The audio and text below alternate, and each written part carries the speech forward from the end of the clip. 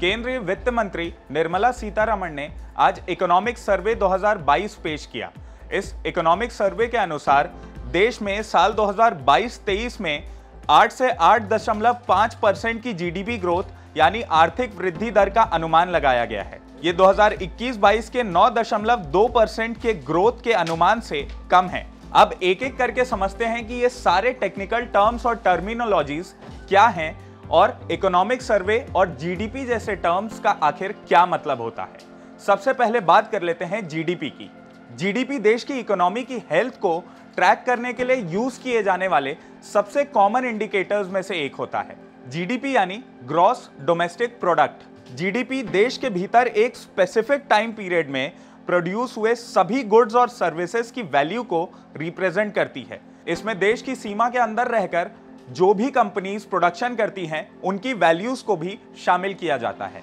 इसे परसेंटेज के रूप में नापा जाता है और इसके दर से ही यह अंदाजा लगाया जाता है कि देश आखिर कितनी तरक्की करेगा। हाँ, लेकिन एक बात समझ लीजिए कि ये इकलौता फैक्टर नहीं होता जिससे हम ग्रोथ का अंदाजा लगाते हैं। इसके अलावा और भी कई फैक्टर्स होते हैं जो देश की ग्रोथ में अपना इनपुट देते हैं। अब सवाल यह है कि क्या भारत की अर्थव्यवस्था यानी जीडीपी तेजी से बढ़ रही है? जीडीपी के आंकड़ों को देखकर तो यही लगता है कि हमारी इकोनॉमी काफी तेजी से बढ़ रही है, मगर जब भी हम इन आंकड़ों को कंपेयर करते हैं तो तस्वीर कुछ और नजर आती है। दरअसल मार्च 2020 में कोरोना की वजह से लगाए गए लॉकडाउन की वजह से देश में आर्थिक गतिविधियां थम गई थी।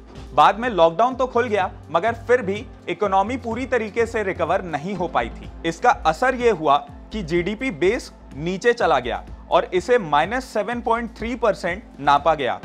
जब बेस बहुत नीचे चला जाता है तो थोड़ी उछाल भी बड़े सुधार का भ्रम पैदा करती है। इसे एक एग्जाम्पल से समझते हैं। मान लीजिए कि साल 2019 में देश की जीडीपी 1000 रुपए थी।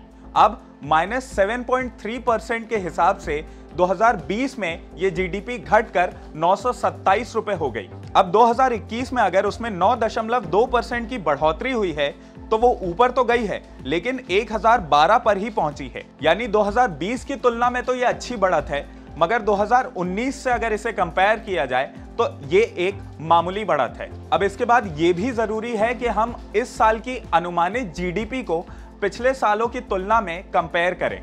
तो बीते सालों की जीडीपी आखिर क्या कहती है, आइए समझ लेते हैं। इकोनॉमिक सर्वे में सरकारी आंकड़े बता रहे हैं कि साल 2022 में जीडीपी ग्रोथ 8.0 से लेकर 8.5% तक रह सकती है। ये 2021 के 9.2% के अनुमान की तुलना में कम है। इससे पहले साल 2020 में कोरोना की वजह से जीडीपी की ग्रोथ रेट -7.3% तक चली गई थी। इसका मतलब यह है कि कोरोना से प्रभावित हुई हमारी इकोनॉमी अब रिकवरी के मोड में है। वहीं कोरोना काल से पहले यानी अगर साल 2019 की बात की जाए तो वहां पर जीडीपी की ग्रोथ रेट 6.5% थी। अब समझते हैं कि ये इकोनॉमिक सर्वे क्या होता है।